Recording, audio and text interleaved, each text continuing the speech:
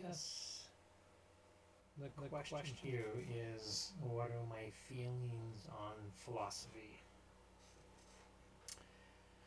Well, it's a long story.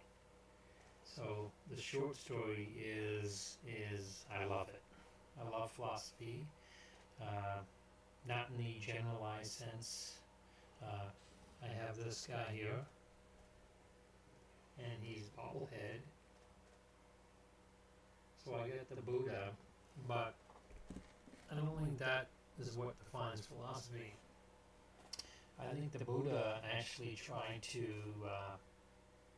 course correct religion, and I think he did that through because he was Hindu. I think in the late 1490s, Guru Nanak did that with Sikhism. Tried to add a philosophy, and philosophy ultimately is how you live your life and all that, but ultimately it's about how adults live their life. It's about how adults think about things. I think that children could have philosophical insights, but ultimately they're a bit too young to know what we know. And what we know is that we're going to die. And the Buddha, I mean, he went through that himself, and developed ultimately he didn't even develop it. He happened upon an enlightenment after 6 years of a pilgrimage that was ultimately an idea about live your life. There isn't anything outside of it, so make this life the best life. And that really is philosophy. Make this life the best life. Now that's simple. It's simple. It's not wrong at all, and it shouldn't be something set aside, especially when it comes to when we start adding complexities like politics. And communism and Marxism and various types of philosophy. But at the end of the day, what is it? What is it? What did Kierkegaard want? What did Nietzsche want? What did Hegel want? What did Aristotle want? What did Sloterdijk want? What did Zizek want? What did Derrida want? What did Leotard want? They all wanted everybody to live a better life without hurting other lives. In that utilitarian kind of sense, I guess. But in the end, that's really what it is, right? I mean, even Foucault. I mean, he was a homosexual, and at the time. His homosexuality was something that was somewhat unforgiving. Now it's absolutely fine, but at the time it was somewhat unforgiving.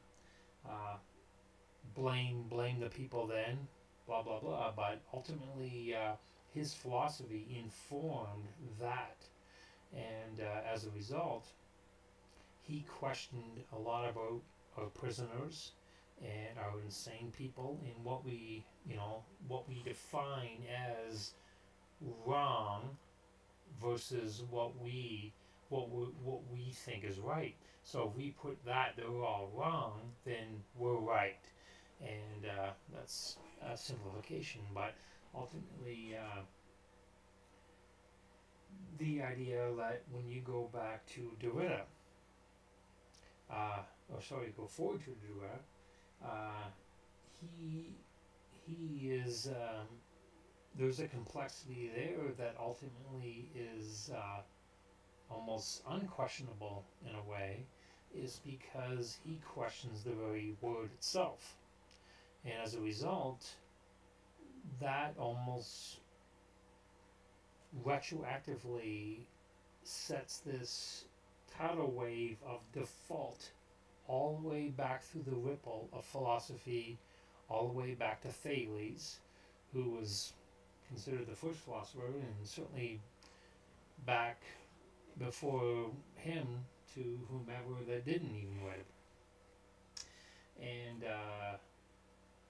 do we agree with that? I mean, ultimately, Derrida was saying that we decide, right? As Roland Barthes, the whole idea is that we decide what we're learning. We are the ones, we co-author what it is we're learning. So if somebody's trying to teach us something, are we actually learning it, or are we editing it to our point of view? Ultimately, that's the major. The pre-Socratics, they dealt with all the the forms. Well, pre-Plato, but ultimately, fire, wind, and all that kind of stuff. But with Thales, he was all about water. And I think that at the time he didn't know. I actually think that his philosophy actually is a lot like Einstein. And I think that he said that water made everything. But I think that there was something in there that he said that everything made water as well. And I think that ended up getting misinterpreted. And I think that had to do with what Einstein ended up in the general theory of relativity in 1915, where that pendulum, that whole idea that, and I think he got onto that, but ultimately they didn't know.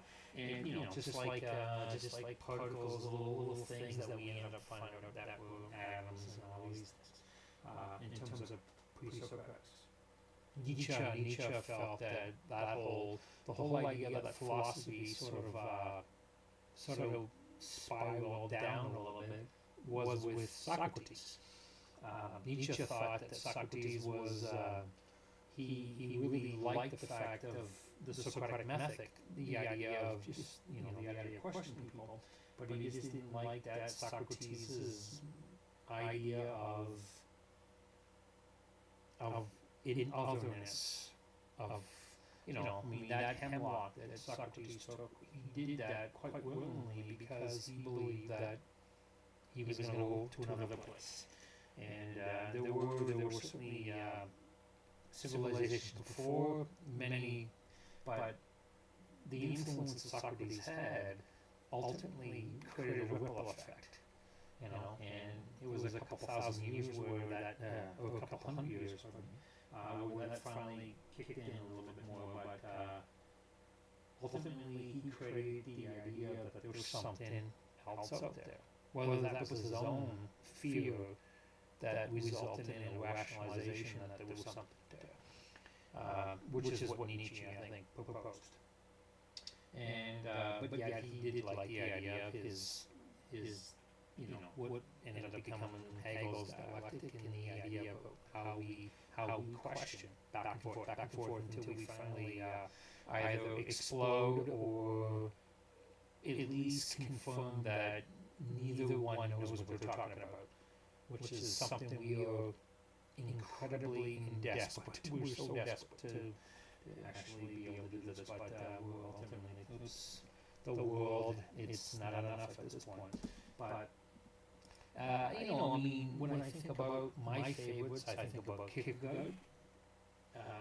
He is the most religious. I'm not religious at all, but he is the most faith-driven. He's the guy, the leader for faith. But his philosophy impacted me hugely. I always loved his. Certainly his philosophy on fear. I loved his philosophy on the fact that Isaac and Abraham were actually the same person. So he really delved into psychology even before, which led to Nietzsche, and which led to Freud, which led to, in terms of psychology. But And I love that. I love that kind of stuff. And I loved how he was brought up. I loved his discipline. I loved him as a philosopher. Nietzsche is pretty well one of my favorite philosophers. Uh, he is complex. He's all over the place, as we all know. But he ultimately, what is his message? What is it? I mean, in the end of the day, his message is undo yourself. That's really what it is. God is dead. There are all these grand ideas, but at the end of the day, he's saying, you undo all that, take it apart, and reevaluate it. And not only that, but I mean, all the things that come before you. I mean, ultimately, the part of you that he disagrees with isn't the you part, it's the indoctrination part. It's the part that doesn't belong to you. It's the part that your parents and their parents and their parents told you. Not to say that what they said was wrong. He never ever said that. He said evaluate that. He said don't just assume that this is the way it should be. He's like, okay, unpack it. What is it? Is it serviceable? Can you use it? Maybe not. Maybe whatever the hell, right? But then we get into, we move into a philosopher I love is Wittgenstein. Wittgenstein. He is one that kind of took Nietzsche's philosophy and added a mature element to it, and also added a language element to it. And whittle it down to the idea about like if you don't know a particular subject, how do you know that you know that subject? And then there was Saussure that actually broke down the structuralist element, and he was all about the things, like the signifiers and the signifieds. The signifiers are glasses. The signifieds are how we picture glasses in our head. We could picture, whatever the hell we want to picture. But when I say the signifier and I go glasses, that's it. Hat, whatever. The problem is about how we, the fact is that none of these things are real. We're just, they're placeholders. They're assigned meanings to things. So that posed a big problem. And that is actually what ultimately contributed to what our current problem is right now in this far leftist SJW kind of bullshit we're sort of going through now. In this Allah with Leotard and Derrida, certainly with Derrida, and which was not any of these philosophers' fault. Their attempt was to enlighten us all. But Jordan Peterson, although I don't think he's necessarily wrong. He's wrong. Well, actually, he's not wrong. Jordan Peterson basically is saying that level of intellectualism could not be basically dumb people didn't understand it in that sense. Pardon my parlance, but he ultimately was, he intellectually said it in a way that he never ever wanted to come out and say this, but ultimately actual intellectuals are absolutely fine with postmodernism, in terms of how we unidentify with what we all identify with. And it really comes down to commonplace people and whomever that basically had a problem with that. So therefore it all had to be undone. We had to go back to, ultimately, I suppose back to Freud, because Freud was the last really great thinker that, although this is never ever brought up, but Freud was the last great thinker. Although he did tangle in it, but Jacques Lacan was the one who unpacked it big time. But the idea is that Freud still stayed with words. You know, this word meant that. You know, this word meant this, and blah blah blah. Beyond that, when we got into structuralism and post-structuralism and then postmodernism, we started dealing with the idea that all these things that we all identify with and we all think that are real are not. They're not real the way we think they are, and that's kind of a problem, right? So now where do we go? Where do we go from here, right? And where do we go from here is we keep learning about ourselves. That's the number one thing. You know, I mean, there's all kinds of craziness. The fact checking, and everyone's like, oh, what's real, what isn't real, you know, blah blah blah. Find out what's real within you, and then work your way out. It's like any level of storytelling in a way. It's your own narrative, but educate yourself. Don't educate other people. Don't, although this is sort of what I'm doing, but I'm doing this in a way, in the John Keats kind of way, where I want to learn what I'm saying, so I can learn myself, if that makes any sense. But the idea is that just sort of like investigate everything, like read everything. You know, like when someone says something, I mean, there's obviously simple things. You know, someone says this is an orange and it's an apple, you can say, well, it's not. Okay, that's fine.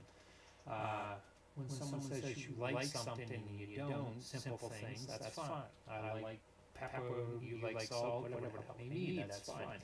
But when it gets into higher things that are outside natural orders, like volcanoes or things that we can all experience, we start painting ourselves on all this stuff. We gotta watch out. What are we doing? What are we doing? And so I would argue that your best bet is to investigate. Like, you know, I mean, it's not about distrust. It's not about like I don't trust anybody and that kind of stuff. It's actually just about investigate, qualify. You know, if 2 plus 2 equals 5, qualify it. You know, that's fine. 2 plus 2 can equal 5, right? That's fine. You can, someone can say something, right? I saw a ghost.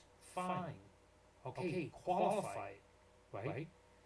You know, I think that this happened or that happened. Okay, fine, qualify it. But the idea is the qualification is what matters, right? Now, I think the idea is what we're doing is we're stopping at that.